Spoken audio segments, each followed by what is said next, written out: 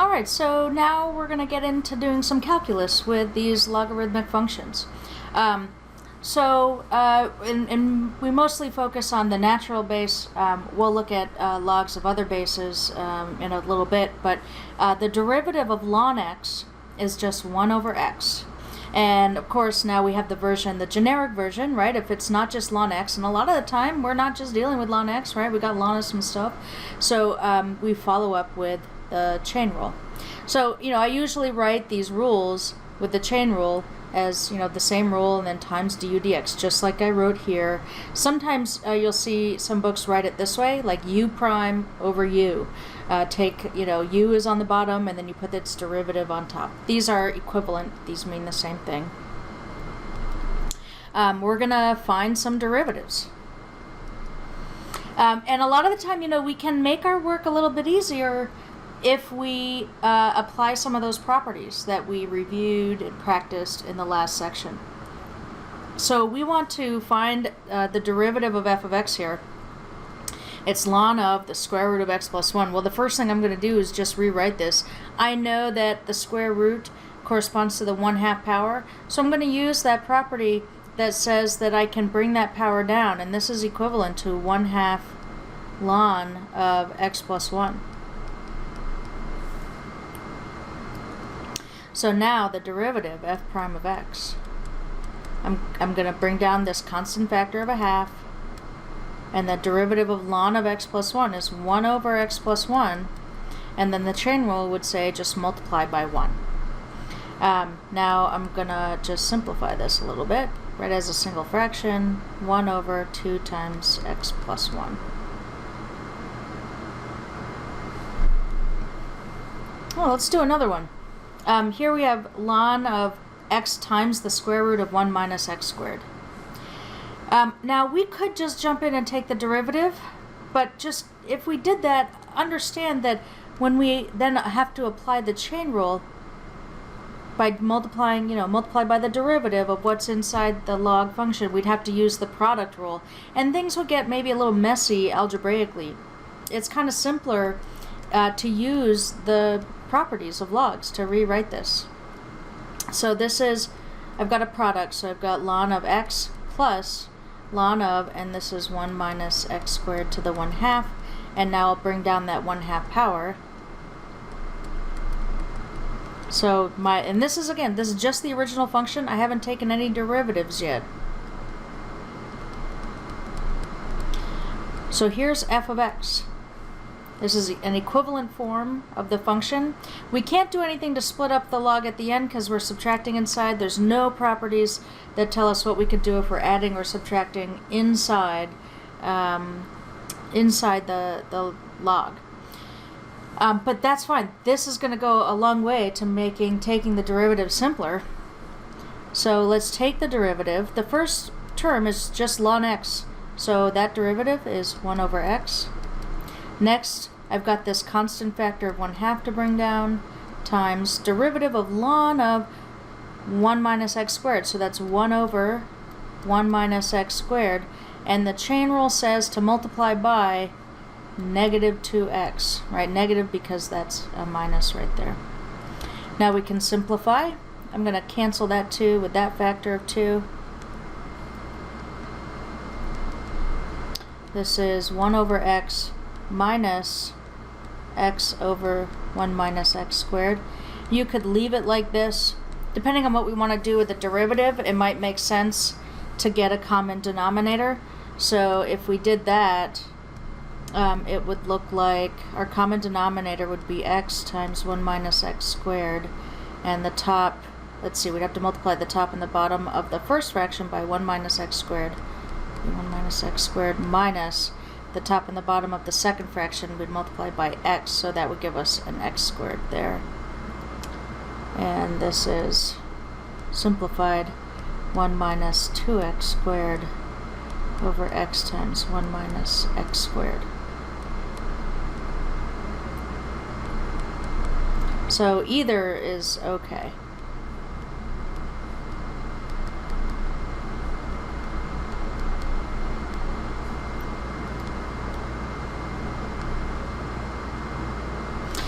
If I were wanting to find critical values or find maxima or minima, this is definitely the form I'd want to have to do that.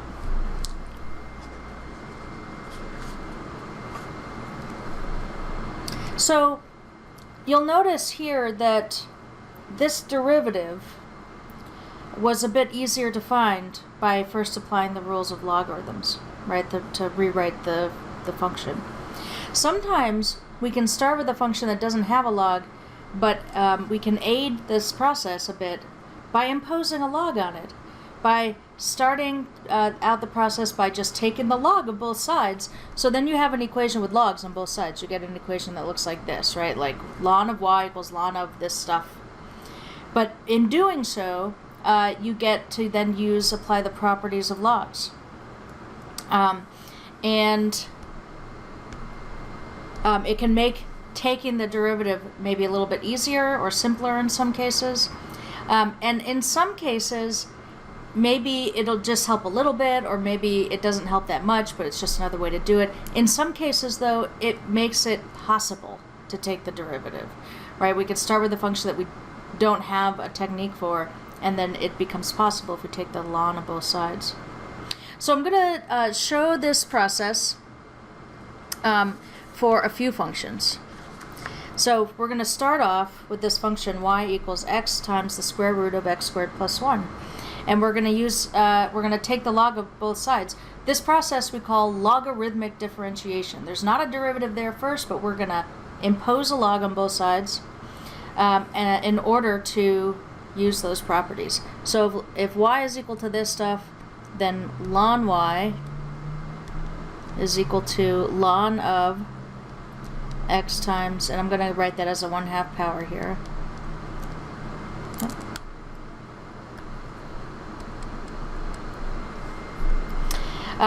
Now the only reason I have for imposing a log on this function where there was no log before is because I'm going to use those properties of logs. So I've got a product here, so I'm going to split it up as a sum, and also I've got in the second log here, the second factor inside the log, I've got that 1/2 power. So I'm going to be able to pull that down as a factor in front of that second log. And when we finish this process, we have ln y equals ln x plus 1/2 ln x squared plus 1.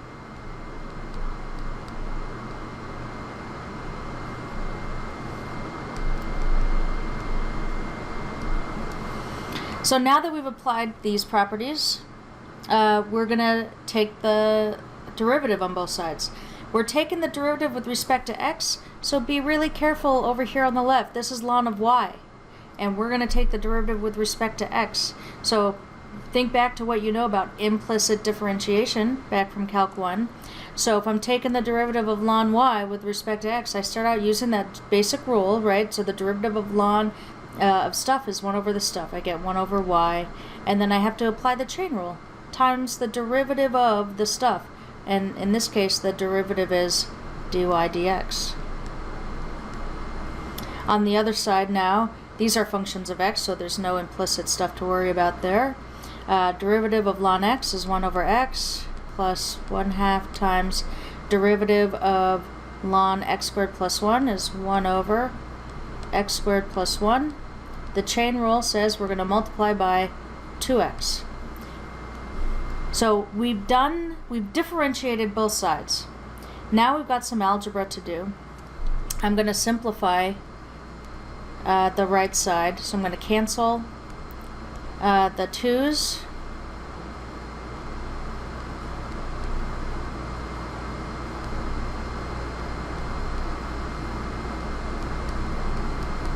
And I'm going to get a common denominator. So this needs an x squared plus 1. This needs a factor of x.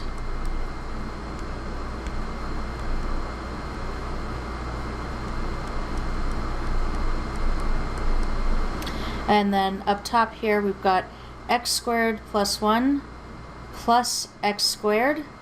So all together we have 2x squared plus 1. And this is equal to, I'm just bringing this straight down, 1 over y times dy dx. Now, we wanted to find the derivative of this function. We wanted to find dy dx. Here I have an equation that has dy dx in it. So I'm going to multiply both sides of this equation by y.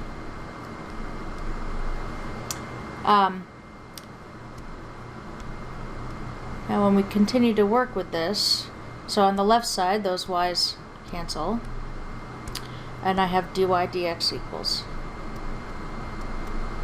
On the other side though, when I have this factor of y, I'm actually going to replace it with this. This is equal to y, right? I mean, that's the whole premise of this problem, is that y is equal to that stuff right there. And I want, when I find dy dx, I really want to have it just as a function of x. I don't want to have to write it as a function of x and y together. So this is 2x squared plus 1 over x times x squared plus 1. Now times y is times x times, and I'm going to write that as a 1/2 power, x squared plus 1 to the 1/2 power. I'm using the 1/2 power just because I'm trying to make it a little simpler to simplify, easier to simplify. In the bottom here I've got x squared plus 1 to the first, and so we can cancel this x squared plus 1 to the 1/2, and that'll leave us with a 1/2 power in the bottom, and we can cancel this factor of x. And what we're left with is 2x squared plus 1. And now I'm going to go back to radicals. Instead of the 1/2, I'm going to write square root of x squared plus 1. If you wanted to leave it written as a 1/2 power, that's fine. I'm using radicals just because it's pretty conventional to use a similar notation as the function that was given. So they used a radical when they told me the function. I'm just using a radical when I write my result.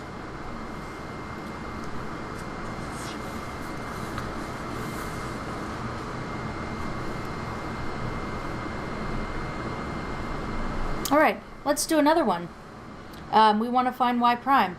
Now, I'm just going to point out, for the one that we just did, we could have done this using the product rule without imposing the log. For this one here, we could do this using the quotient rule without using the log. But the log kind of has some conveniences, that comes with it, right? Like the actual differentiation process that we used to get from this line to this line was really simple. Simpler than having to use a product or quotient rule. And so that's, some advantage to using the logs. Now, it did have other algebra we needed to do to simplify. So it doesn't eliminate all need for using algebra and having some maybe potentially messy expressions to work with. But it does, I think, simplify the differentiation process. So let's go. Let's start with this function. We're going to take the ln of both sides. If you take the ln of this stuff, then we know that we're going to be subtracting. We know that we're going to be able to bring the 2 down in front of the first log there, and that we're going to be able to bring a 1/2 down in front of the second log. So let me write it out. So ln y is ln of this stuff, x minus 2 squared over x squared plus 1 to the 1/2. And now we have ln of, if we apply our properties, let's see, not just ln, but 2 ln of x minus 2 minus 1/2 ln of x squared plus 1. Now taking the derivative is fairly simple.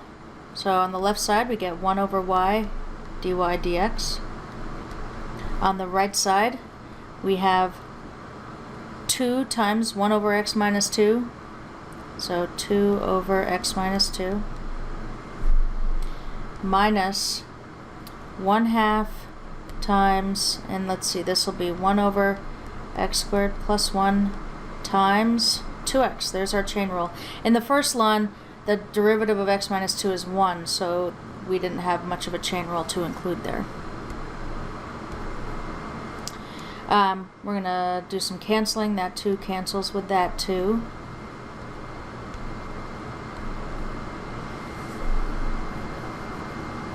And so let's see what we've got here. 2 over x minus 2 minus x over x squared plus 1. Let's get a common denominator. We're going to need an x squared plus 1 on the top and the bottom. And we're going to need an x minus 2 on the top and the bottom here.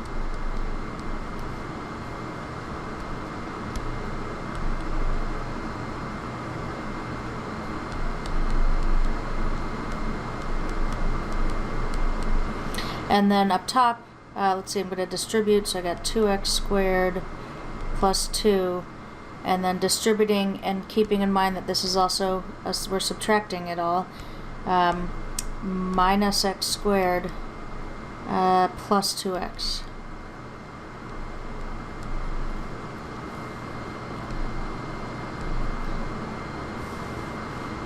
Alright, so this is 1 over y dy dx. And then I'm going to just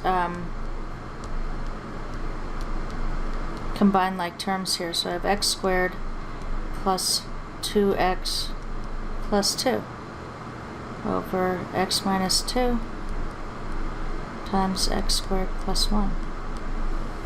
Now the only thing left to do is multiply both sides by y.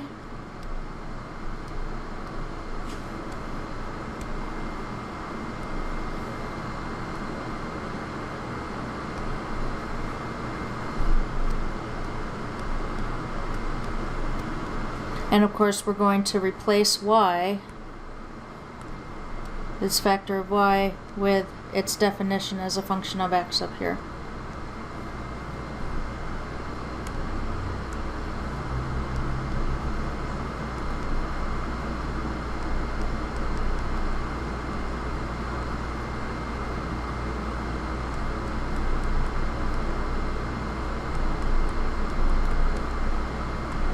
So I'm multiplying that by x minus 2 squared over, and again I'm going to write this as a 1/2 power instead of a radical, x squared plus 1 to the 1/2 power. Now we've got some canceling we can do here, right? So this x minus 2 will cancel with one of those factors of x minus 2, leaving us with just the first power. And then we can combine these two. Right, I got the same base, so I can add those exponents. This first exponent is of course 1, so 1 plus 1/2 is 3/2, and we end up with x squared plus 2x plus 2 times x minus 2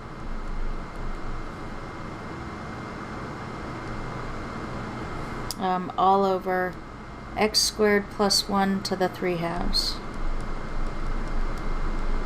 In this case, I'm choosing to use exponents instead of radicals because then I can write it as a single factor instead of x squared plus 1 times the square root of x squared plus 1. It just seems simpler to write it this way.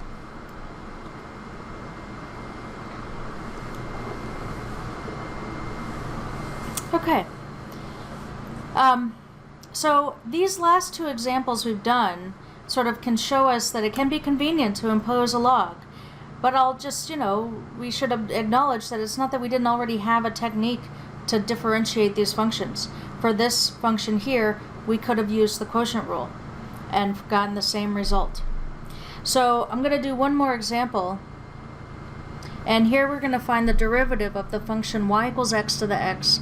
And the first thing that we should observe is that we do not have a rule for differentiating x to the x. We have rules for differentiating something like b to the x, like a constant base to a variable exponent, and we have rules for differentiating x to the n, where the exponent is constant, and the base as a variable. But there is no rule, there's no formula. Those two different rules, you know, like the exponential function and the power rule, neither of them apply when we have a variable in both the base and the exponent.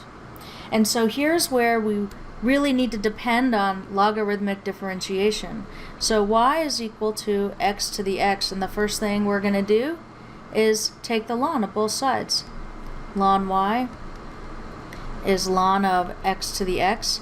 Now the whole reason for taking the ln of both sides is so that we can take advantage of those properties, and this one property in particular, the one that says we can bring that power down as a factor in front. So now we have ln y equals x times ln x. And you know what is absolutely beautiful thing about x times ln x? We can take the derivative of that. We just need to use the product rule. Okay, so I'm going to do some work on the side here, the product rule.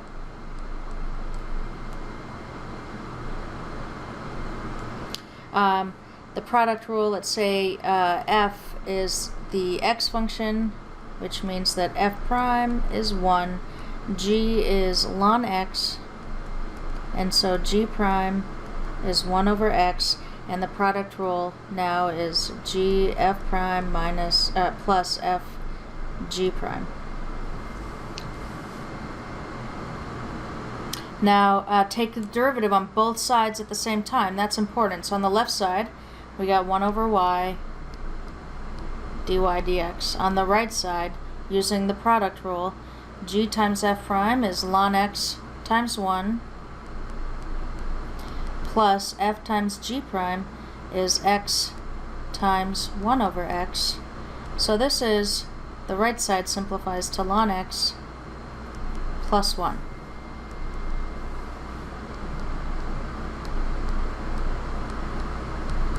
Now what we want to do is solve for dy dx. So we're going to multiply both sides by y.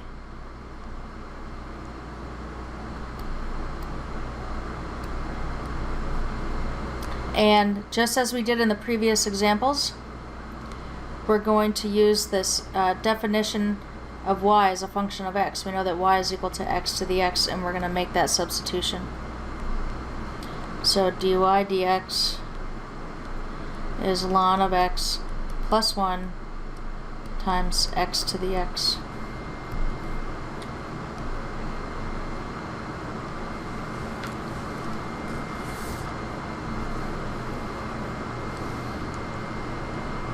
Okay, so now for bases other than e, you know, we've been focusing on e to the stuff and the natural log, but we can take derivatives if we have an exponential function of a different base or a logarithmic function of a different base, and there's just a small adjustment.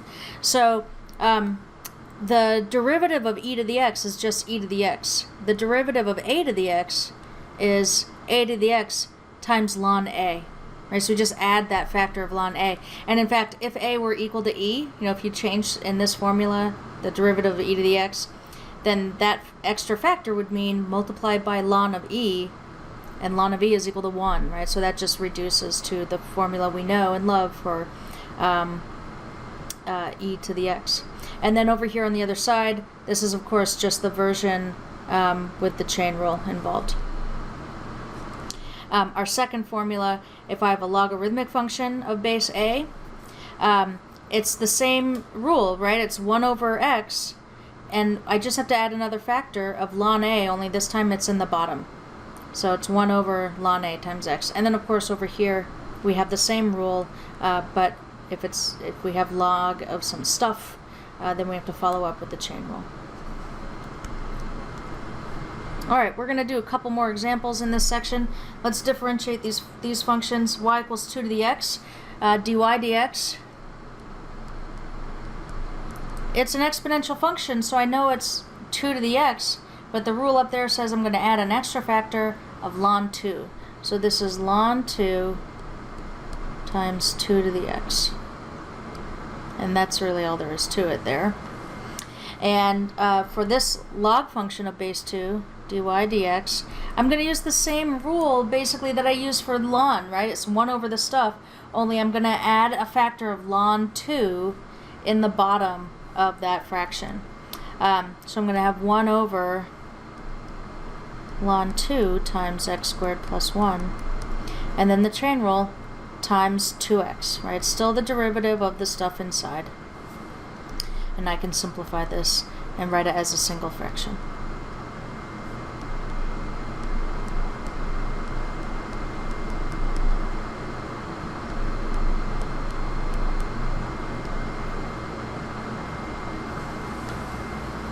Okay.